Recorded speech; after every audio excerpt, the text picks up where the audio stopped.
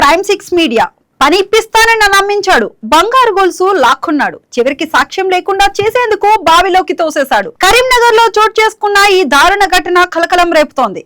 కరీంనగర్ జిల్లా కిసాన్ నగర్ కు చెందిన 55 ఏళ్ల గంగాధర లక్ష్మి కూలి పని కోసం అడ్డాకు వెళ్లగా ఓ గుర్తు తెలియని వ్యక్తి పని ఇప్పిస్తానని చెప్పి సుల్తాన్పూర్ సమీపంలోని నిర్మానుష్య ప్రాంతానికి తీసుకెళ్లాడు. అక్కడ ఆమె మెడలోని బంగారు గొలుసు, ఒక చెవికమ్మ లాక్కొని వెంటనే పక్కనే ఉన్న లోతైన బావిలోకి తోసేసి పరారయ్యాడు. అయితే బావిలో పడిన లక్ష్మి చాకచక్యంగా మోటార్ పైపును పట్టుకుని దాదాపు 24 గంటల పాటు ప్రాణాలతో పోరాడింది.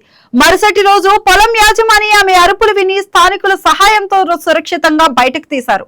ఇదిలా ఉండగా బాధితురాలు కనిపించకపోవడంతో ఇప్పటికే మిస్సింగ్ కేసు నమోదు చేసిన కరీంనగర్ 3 టౌన్ పోలీసులు ఆమె ఫిర్యాదు మేరకు చైన్ స్నాచింగ్, హత్యాయత్నం కేసులు నమోదు చేసి నిందితుడి కోసం గాలింపులైతే చేపట్టారు. ఒక బంగారు గొలుసు కోసం ఓ మహిళ ప్రాణాలతో చెలగాటమాడిన ఈ ఘటన స్థానికంగా తీవ్ర కలకలం రేపింది.